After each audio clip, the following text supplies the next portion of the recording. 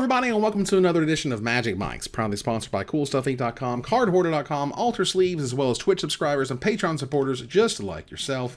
I am Evan Irwin, and we get started each week by saying hello to my two co-hosts, MTG Nerd Girl. Hey, you guys. Thank you so much for joining us. Live from PAX, Ruben Bressler. What's going on? I'm live on location from my house. From... Not nearly as exciting. His closet. It's cool. Or just outside the closet? Just outside my closet. I finally left the closet when I rearranged my recording setup. No, it's fine. There you go. But yes, I am a mere 2 feet from the closet. So. Well, if you missed our pre-show, subscribers to this channel get access to our NSFW version early. And with that, we kick it off with our first pick in our giveaway. Get your chance at $50 worth of anything at CoolStuffInc.com by typing !raffle in the chat. But subscribe first to get 2 chances to win, and subscribe and support your favorite streamer with your suggestions at the end of the show to see who we raid tonight. That is thanks to our sponsor, CoolStuffInc.com, where you can find cool stuff in stock every day. It is time for the first pick, and ladies and gentlemen, what have I been working on for many, many weeks now? It is CommandFest Orlando. There are CommandFests coming. They're going to be all over the country and the world, in fact, which is kind of great. Let's pull this up here. This announcement was huge. It's huge. So we've got 7 locations in North America, 3 in Europe, 3 in Asia, and 2 in Latin America, all before August. Starting with Richmond, Virginia, June 3rd through 5th. And then the last of the American dates is in Bellevue, Washington, on the same Orlando weekend as Orlando, Florida, both of which are going to be very, very fun. It's a little bit of a shame that the one in my home state is the same as the one for the Florida one, which I will be attending. If you guys want to come battle me in some drafts and some sweet EDH games, make sure you guys come to the Orlando location. That's not known yet. It's special. It's quiet. It's fine. We can tell people. We can tell people. I thought that was all announced. No. Right now, just the date and the location. But Nerd is amazing, and she's great, and she'll be there. And just things like that, you know what I mean? Conversations like that we just had right there. That's the stuff I've been working on. We're good. Getting all this stuff together, talking to the people. Am I coming? Excited. Ruben, do you want to come? We can talk about it. But we can have this chat now. Do you want to pay me to come to Florida? You'll have to pay me to come to Florida. Oh, for God's sakes. The point is, CommandFests are returning. If you don't know, CommandFests are basically magic festivals focused on Commander. They have a lot of Commander events. They're mainly built around Commander pods. You go around and talk to people about Commander. There's a bunch of vendors like you would see in any large competitive event, but it's not competitive because it's Commander. So you're going to be laid back and having a good time. And more details for the Orlando event will be coming soon. And there's some additional details for the ones that are sooner, for example, the SCG events and the Channel Fireball events. But I assure you, you'll hear from me when the Orlando event is ready to chitter chat about.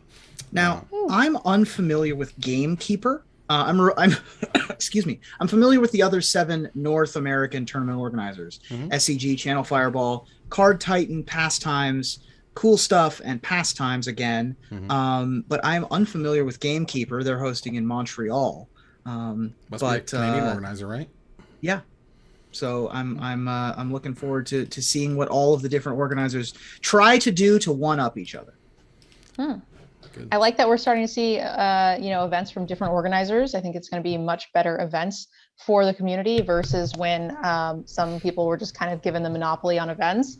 I think that made for a lot worse GPs. I had a lot less fun at them when I started going to them. The prize walls were less exciting. Just so this is definitely a nice switch. I will say things have changed a lot from when we all used to play at GPs and things. So make sure you guys are prepared for that. We're definitely working as hard as we possibly can, and this is the first large Magic event that I've worked on since I was at SCG and the Grand Prix, and back when I was working with Ruben, I'm coming up with the stuff that would make you excited to go, and so to be back in that saddle again was nice. And once all those details come out, I hope you're excited to show up and hang out, because that should be a good time. Based on my history of working with Evan, hearing that this is the first event that Evan has been put in charge of since then is mind-boggling to me. I mean, I've helped run like board game events that we've done, like there was the Dice Tower Con that we did for a couple years, which was cool. But, this is we're back to a big Magic event because, again, there was only one organizer, so I wasn't organizing anything. Now, Nerd Girl, you had hinted that things are different at cons now. Are you referring to PAX? Or are you just talking about like, safety protocols and what are we talking about? So safety protocols is different. I think that some people, prize walls weren't around for too long before going into COVID, so people might not be used to that. There was just like prize support in booster packs or whatever the case may be. And now it's all prize wall. The prize walls have gotten substantially worse. Most of, your buy-in is just for the product or whatever it is that you're playing in. For example, we went 2-1 in our 2HG, and I got 2 1/4 packs worth of prize for 2-1 here with the current organizers at PAX, which was tough, especially when it was a full box sealed for over $130 or something. Oof. So big events. I would say that when you're right, Nerd Girl, basically that when there's competition, then there is, and let me tell you, I am very competitive. I'm very, very competitive. So I want to make sure that I'm offering the coolest, neatest stuff I possibly can do, and I've been working hard to do that. Next week, we are not going to be live on Thursday night right here, but we will be live on the 26th through the 27th in our various channels. Nerd Girl, you're going to be on the Nerd Girl channel, rocking the early access event, and then Ruben and I will be on Magic Mike's rocking the early access event. Yeah, let's go. Because the early access streamer event is back. That's right. Yeah. Okay. Which is wild to me. I know that we made a lot of noise on this channel about the streamer event going away because we're on a Twitch channel. I don't know what the wider world felt about the streamer event. All I know is that it feels like it's a very small, not easy to organize, but not horrifically difficult to organize thing that adds such value to Magic and to the hype surrounding sets that it was shocking when it went away. And now it's kind of shocking that it's back, but I'm extremely happy. Agreed on most of those things. It didn't seem particularly hard. I think the hardest part would be not on the community organizer side, but more the individual accounts, making sure that they have a working client that's only accessible to the people who are registered. But that seems more like with the coding people and the people who run that stuff. So a little bit tougher on their end. I think the disconnect was that they had a lot of people shifting positions. That was around the time we lost Mishy Fishy, who was like a community organizer. I know one of the main organizers that we're working with now had like their temp thing had gone up, so they stopped working for Wizards. They're back now. So I think they just had a lot of people coming and going out of the content creator department, and it made it tough, I think, for them to keep up with. I will say that you think that it was a big loss to the Magic community in general. I also think that there was a lot of negative press in regards to it because people were very upset about why creators get it earlier and how it's not fair and how we have a leg up on like the competition. And there was actually a fair amount of negative stuff going around social medias and stuff surrounding the creator program. So I thought that might have been a bit of it as well. It could, the last, I think that sort of the main issue and sort of the way it ended was, I felt the worst part about it, right? It just abruptly snapped, like it got to the point where it kept happening at the last second, at the last minute, at the last second, over and over and over, to the point where we literally planned on it happening at the last second, and then it just didn't happen. And at that point, it was just gone. That was like, was it Strixhaven? I want to say Strixhaven was like the when that happened. I think so. Maybe. I don't remember which set it was. I do know they gave us like 24 hours notice. I know people who were YouTube content creators and rented office space. And the other side of it is that we kept getting emails saying it's happening. It's going to be on this date. You're going to get more information. You're going to get passwords. And we all got invites. And they even posted a new Discord channel saying that it was going to happen. And then when they canceled with less than 24 hours notice, they went in and adjusted the, all of their posts. Yeah. Particularly for the people who literally spent money either in salary or in literally expending resources to get a setup, because a lot of the content creators don't have a streaming setup. They have YouTube setups, which is a different thing. Or TikTok or whatever. Right, exactly. It doesn't feel great. It is back in some capacity. It looks, I mean, the Discord that we're in looks exactly the same as the previous streamer early access Discord. They had a template, things. you know, I feel like, and they were happy with it as it, right. You know, with some of it, clearly. Do know, just so we can get this officially out of the way, as we move on to the first pick, into the guy with the Townsfolk, thanks to our sponsor, CardHoarder.com, offer the best inventory prices and delivery of cards for Magic Online. They're great. You guys are great. You should tell them that we sent you, because Card Hoarder is awesome. And the early access streamer event, again, is going to replace next week's show, but it should be multiple hours for myself, multiple hours from Ruben. Nerd Girl's going to have on her channel, all doing the stuff. Yep. I mean, Jim Davis is going to be doing his 10 brews over on his channel, which is going to be fun. It's just going to be a lot of awesome times with the new set, and let's hope it's great. Excellent. And honestly, I really appreciate these types of, you know, as a deck builder guy who likes to build decks, being able to go in there and just play 4 of whatever dumb mythic is dumb, and learning it's dumb, good or bad, is knowledge that's good to have for everyone. It's also just really fun to get all the content creators battling it out on the same day.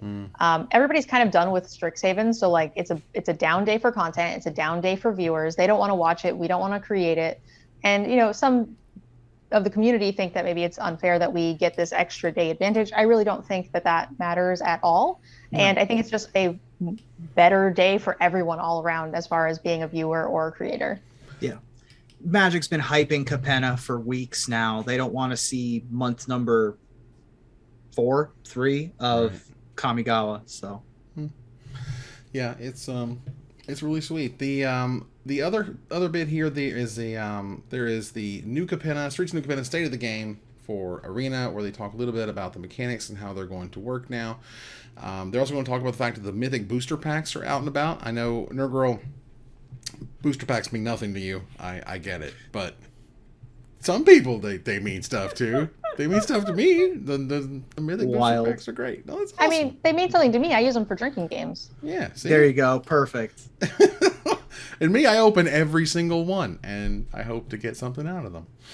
But the big announcement here, beyond the Mythic packs are coming to every set, which I think is great. Wizards Mythic packs are awesome, and they feel good, and I love them, and it was great to know I'm getting a Mythic. Oh my god.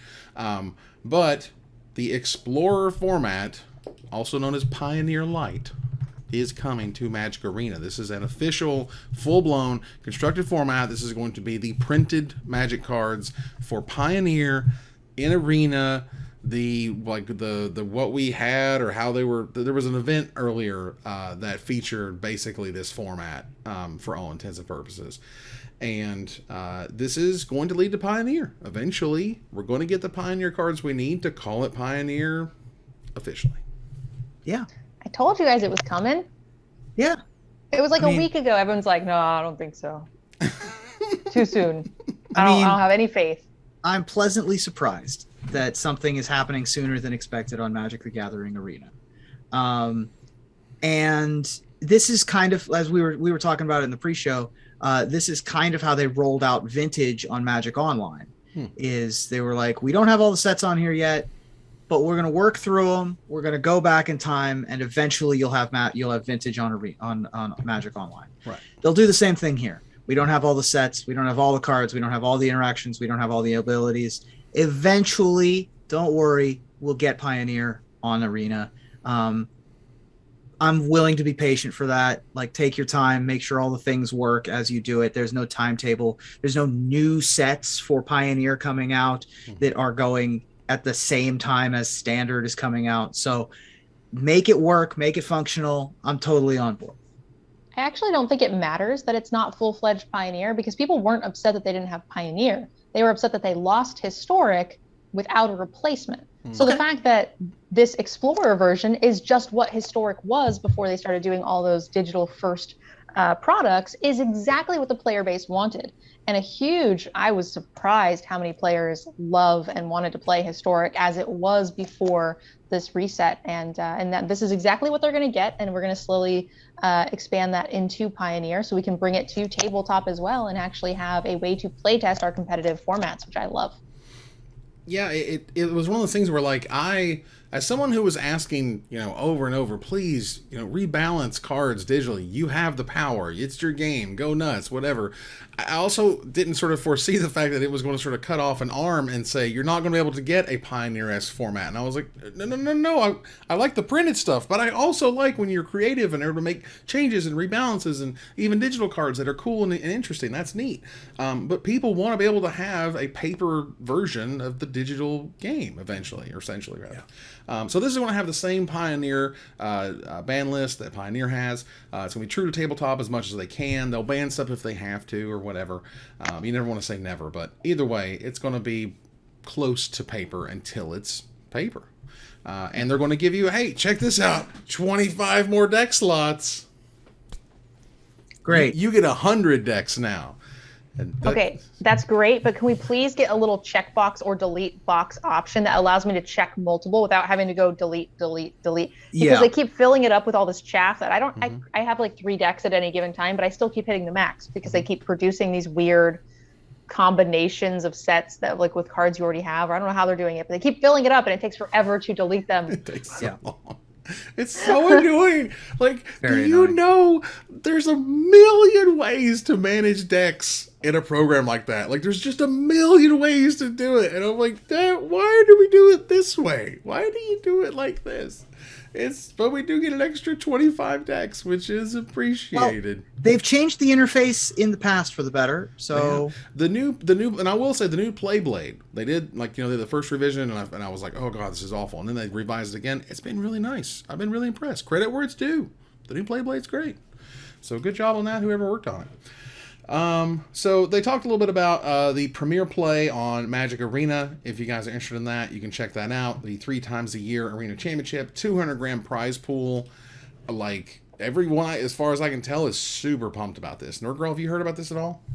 I have. The biggest part of this is that they have activated more ways for people to do it, which isn't mindless, like, ladder grinding. Mm-hmm. I'm really excited that we have standard events, basically leagues on Arena like we had on Moto, to get into competitive gameplay. Mm-hmm. And I think that's going to be amazing for players who don't have the time, as well as for content creators. It's going to really diversify what we get to do each month as a content creator, firing up various things. And there's even a path to do it in best of 3 draft. What's up? Let's go. My content's actually going to mean something. I have not cared about drafting, and I've gotten worse at Magic over the last 3 years because there was no incentive for me to do well.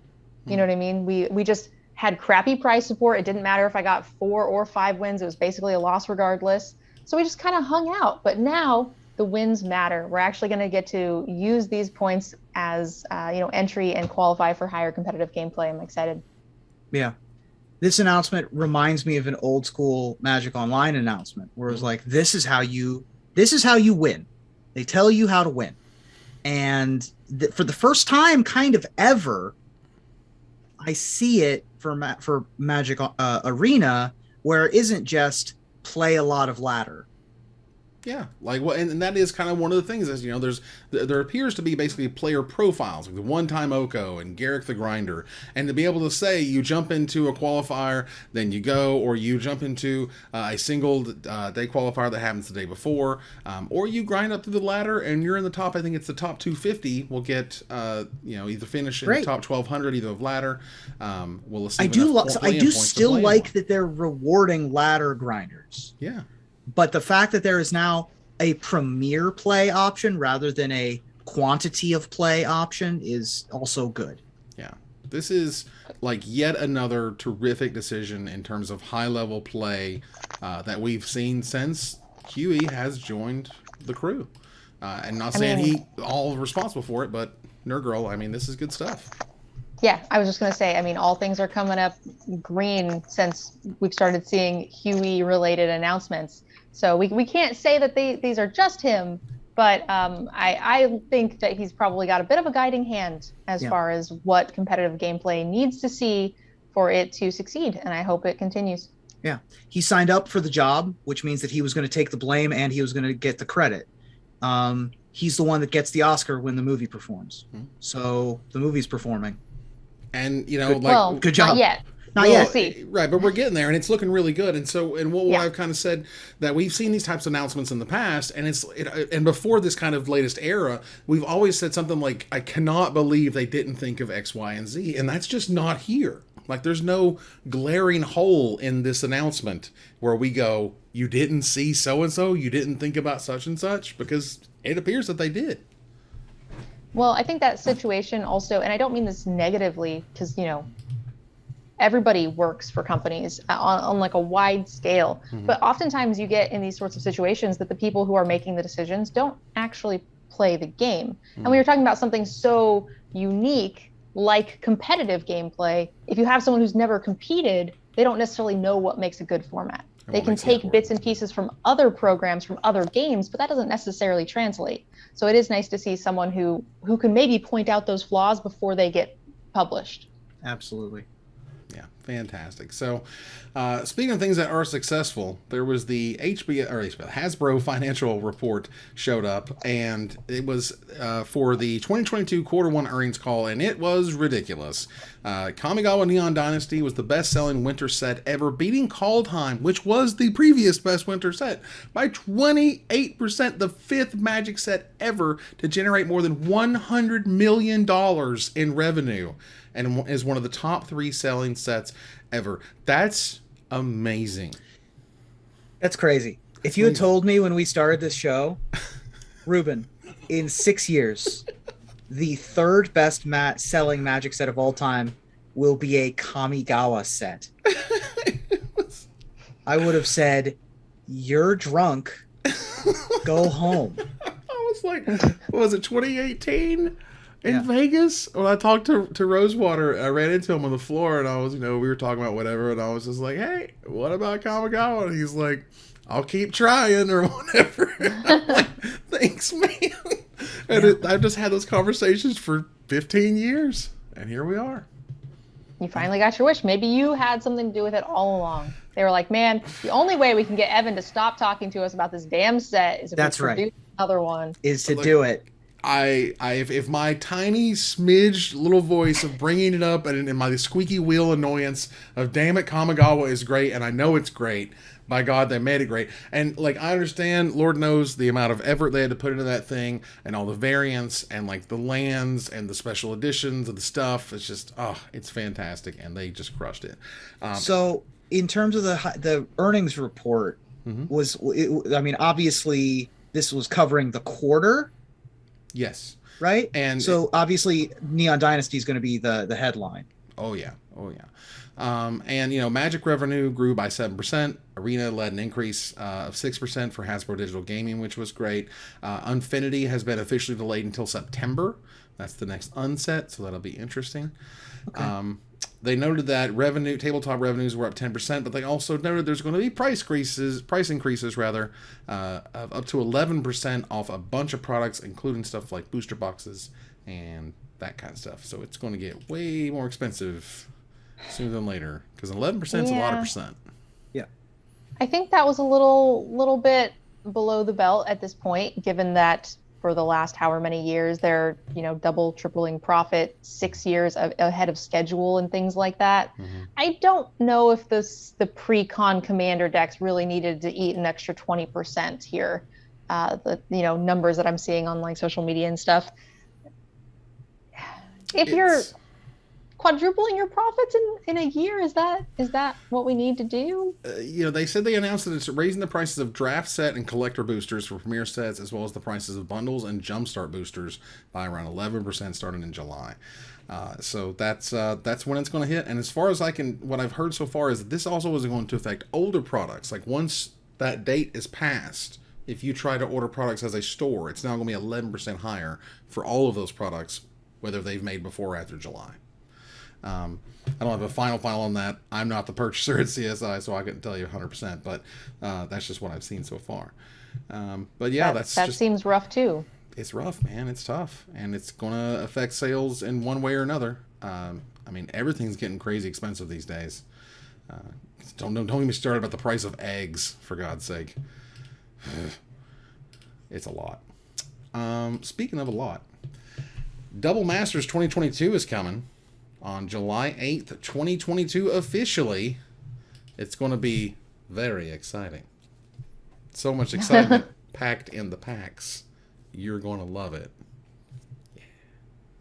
We do love exciting packs. We were looking for some reprints. I think I've been playing Magic for 20 years, and I know that's not as long as a lot of people, but I feel like the cards in the last 5 years have really gone up more than they had for the 20 previous years, with the exception of a couple of cards. But like even shocks and fetches, even when we only had the one printing of them, they weren't as high as they are now.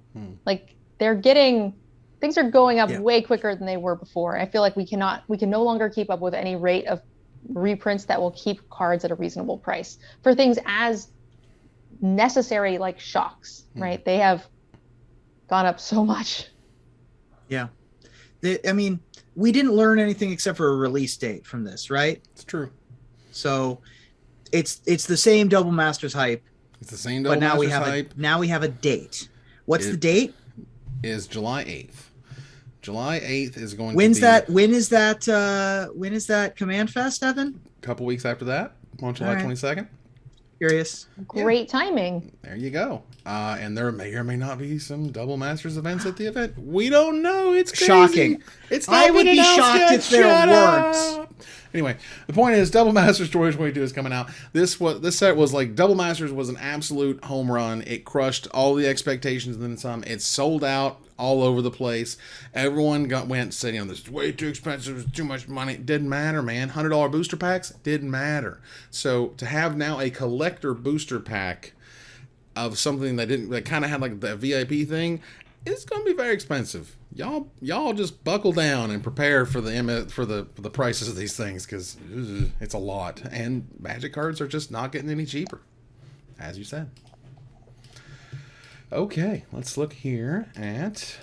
there was an update from Paulo Vitor Damo de Rosa, our world champion, who noted that his Patreon support has not been exactly where he would want it to be, and that is going to be his last article he posted, unless something changes there. He wrote an article, I'm going to link it here in the chat. Y'all check it out after the show, because it is really terrific, called The Best Plays in the History of Magic. And it's not just some of like the ones that, the top deck of the century for the Lightning Helix and stuff, but there were some ones that even if a player lost the game, he was like, this is an amazing play that was worth noticing. And they were all super cool. And to relive the Yuki Ichikawa moment with the Golgari Charm, oh, it's so good. It's so good. So if you haven't seen this, you should check it out. Yeah, really good piece of content. And, we kind of predicted this, right? With the sort of the SCG model of articles going away. Some folks were going to try to make it on their own, and not everyone was going to do it. And if PV isn't going to do it, I mean, who's going to do it? I think the issue is just that there's not enough people willing to pay a subscription for one content, like one piece, one article per week, per month. These things aren't super easy to come up with. So if you're writing regularly, that still only translates to one thing per week. And that's a lot to ask enough people to pay for that it would support your living. I think doing it as a collective is really the only option. I think the other option here could be, if I had Paulo's ear at this point, I would say, look, this should be one branch of your financial tree. There's Patreon, you go through Twitch, you do some Twitch streaming to get that sub money. You go to YouTube, get your YouTube up and running, get those views up and those subscribers up, and get that ad revenue money, and have just a little bit from all of these channels. Once upon a time, it all came from one channel. Just, the site was paying you X dollars and you were happy with that. The landscape has changed, and I think he can definitely make it work. I just think he needs to think about more, diversifying. Yeah. he definitely cannot make it work with the current structure that most of the people do. I think that asking writers to become video content creators is not necessarily something that a lot of people feel comfortable doing, and a lot of their skills don't translate in that way. So it's a tough ask. You are not incorrect. All right, so moving on here real fast. There was a David McDarby is a wonderful individual, and he came up with a hell of an interesting format here for called Kamigawa Remix that we have up on the screen right now. And this is a Phantom Draft format, as I understand it, that's going to begin starting April 20th. It's live right now. That features cards from all 4 Kamigawa sets. You open a pack. Oh, how cool. Yeah, and it's like the bangers from like each set. And it's funny because people are just like, there's just not that many cards from the older sets. I'm like, have you looked at the older sets? They're bad. There's a reason it took them so long to make more Kamigawa stuff. Anyway, Nerd Girl, I'm certainly curious about what you feel about what they did. This is like sort of a super remix of a bunch of sets all together for Limited. Yeah, so I actually didn't play Kamigawa Original Limited. That was I was definitely playing Magic at that time, but it was before my time of getting into competitive Limited. And so I was still like kind of playing some tabletop homebrews around Kamigawa, which is why my experience with that set is pretty garbage. And I think I quit playing because of it for like a bit.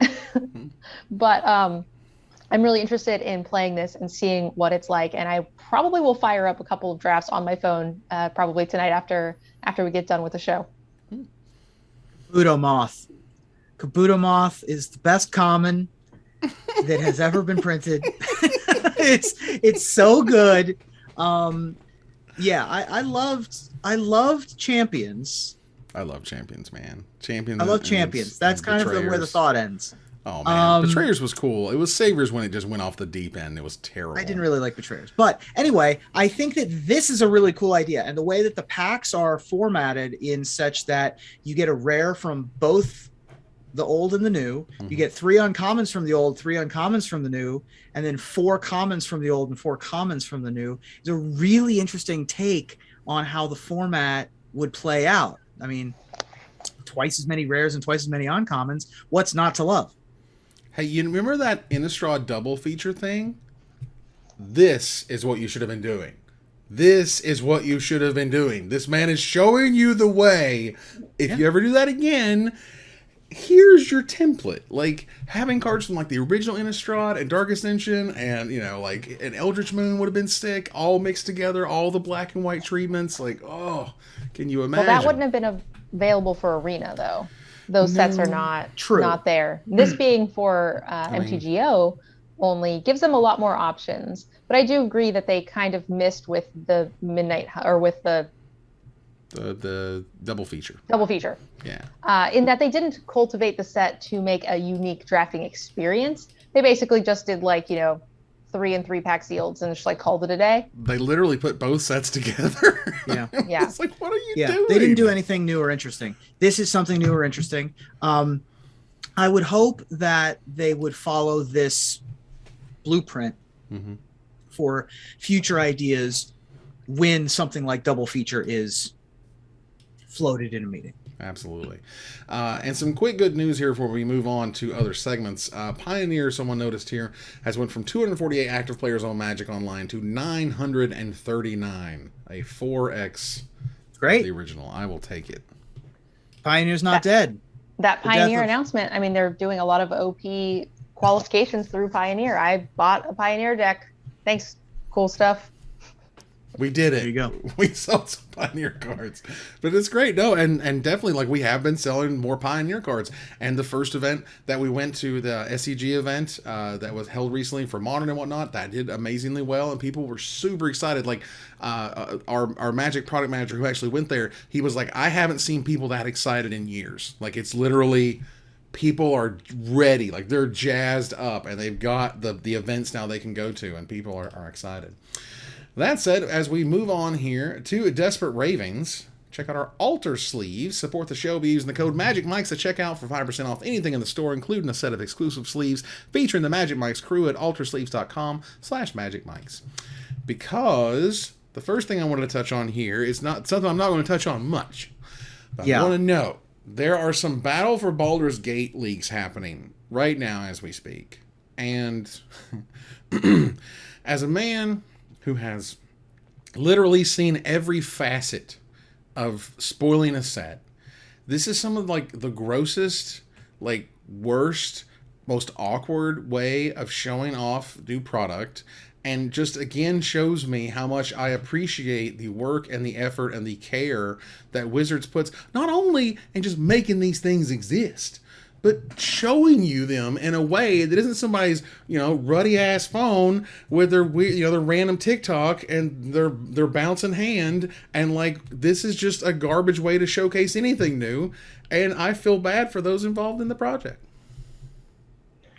Agreed. Yeah. And it sucks for the content creators who are going to get to spoil those cards. And yeah, this is, the other thing too is like, you can't even get famous off of it because like, you're going to get in trouble for theft. Mm-hmm. So I don't understand what the upside is of taking this route for spoiling. It's pretty sad. Yeah. I don't think I think that some people just want to see the world burn. Is what it feels like to me. It doesn't feel like there's any rhyme or reason or attempt to gain clout. This is just wanton destruction in some capacity. And I don't know.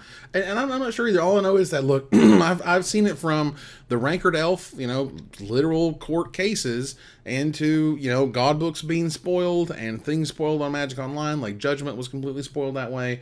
And we've had various leaks like Ixalan, the rare sheet with that photograph that happened. Big and small, but like, A, it sucks that this happens. B, it sucks that it keeps happening. There were like more than one bigger leak than there should be. And C, God help the people involved in this, because Hasbro has a legal team. Yeah. And they scary. It's not a mistake that when big leaks happen, they don't happen in the exact same way ever again. It's true. It's not a mistake. It's true. Like one time. This will be a one time. Those are not options anymore. Like, I don't know. We're about to get a mob set. I don't know what to tell you other than Hasbro Legal is scarier than any of the 5 families. The person who did this it was a bunch of TikTok leaks, right? Yeah. If that person's identification and home address are found, I mean, they will never financially recover from this.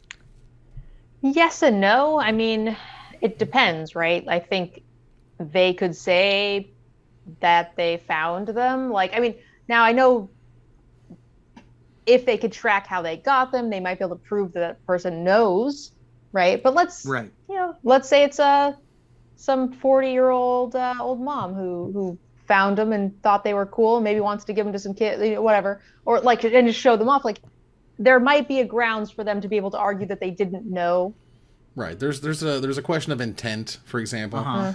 But all I'm saying is, based on what little I've heard in terms of like, there's the question basically is, how did you get the cards? And you just follow the dots back to how you got the cards and who gave them to you, and God help whoever those people are involved.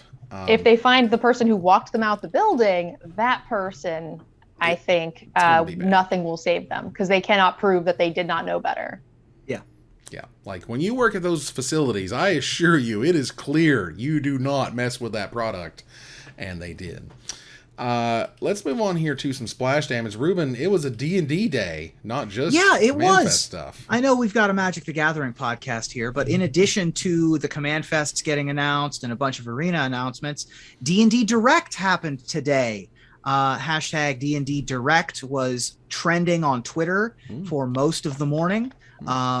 And there were a bunch of huge announcements. The first of which is going to be Spelljammer confirmed, which is the space.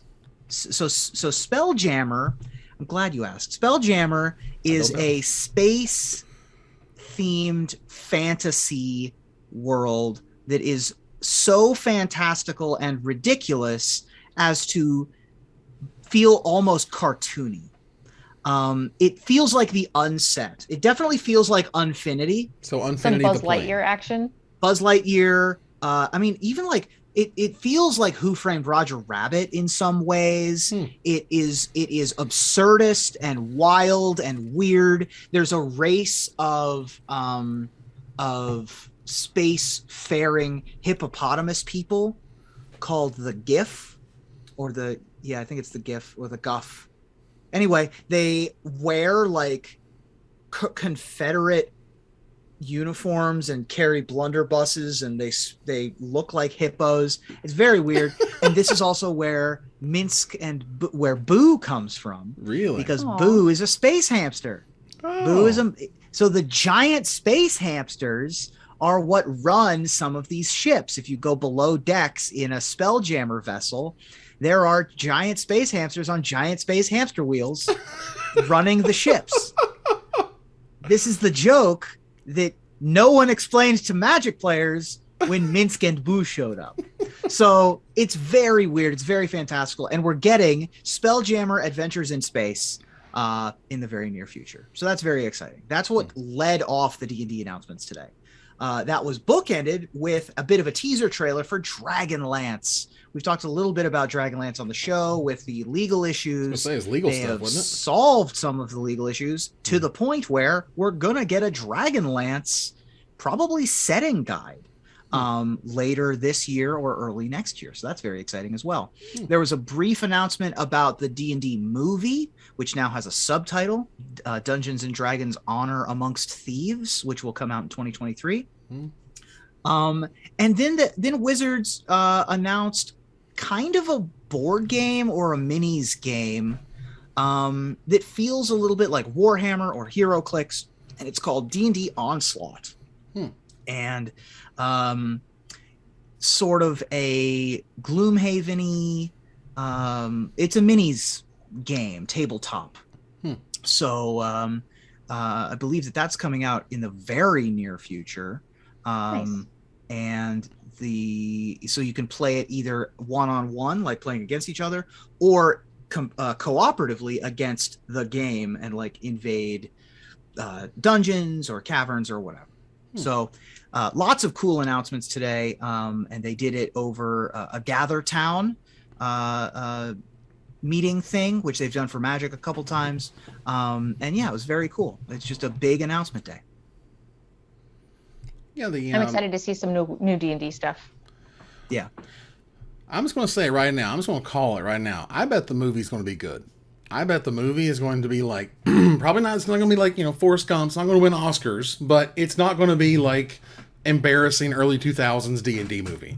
Like, sure. I liked that D&D movie, so I don't care. I did too. Well, there you go. I did too. Because they were campy and silly. The blue lipstick was great. Yeah, but people, I think, want, you want something both that has some laughs, but also doesn't like feel cheap, I guess the way to put it. But I'm not sure what they're going to do. I'm just saying, I'm just going to call it right now. People laughed at silly stuff like the Lego movie. They can make a good D&D movie. They can make a good one. They can make a Avengers. Yeah. Wizards of the Coast can build their own Avengers. They can do it. It is possible. All right, let's go ahead and turn the corner here to the finisher. Now that new Capenna is out, we completed 1920s gangster bingo cards. We've made, quote, legitimate business people. We've slept with the fishes. We've put out a hit or a whack. And we made an offer you can't refuse. But there's always more tropes to trigger. So tell me, what mobster madness are you hoping to pop up when the sequel drops, Ruben? Well, I'm happy that we got a lot of Golden Age tropes, but I thought for sure we would get a homunculi detective named Private Eye. Wow. Oh my gosh. Wow. That's a lot. I don't want to give you credit for that one, though. That's pretty good. He does this professionally, everybody. Nerd Girl? All right. I was expecting a lot more noir-feeling grizzled investigators, femme fatale, and most importantly, a cartoon rabbit framed for murder. Yeah, where was that at? Where was our cartoon rabbit? That's sweet. Come on. Well, look, I love The Godfather. I really do. It's fantastic. And I'm glad we got an offer you can't refuse. But honestly, I can't believe we didn't get a card that destroyed target creature and gave that player a food token called Leave the Gun, Take the Cannoli. Perfect. That would have been amazing. And that ends the live episode of Magic Mics. Thanks for joining us here to discuss all things Magic. Thank you, Nerd Girl. Thanks for having me, guys. Thank you, Ruben. You host this show on my daughter's wedding day. On the day. All right. We move to our final slide. Give me such a grave insult.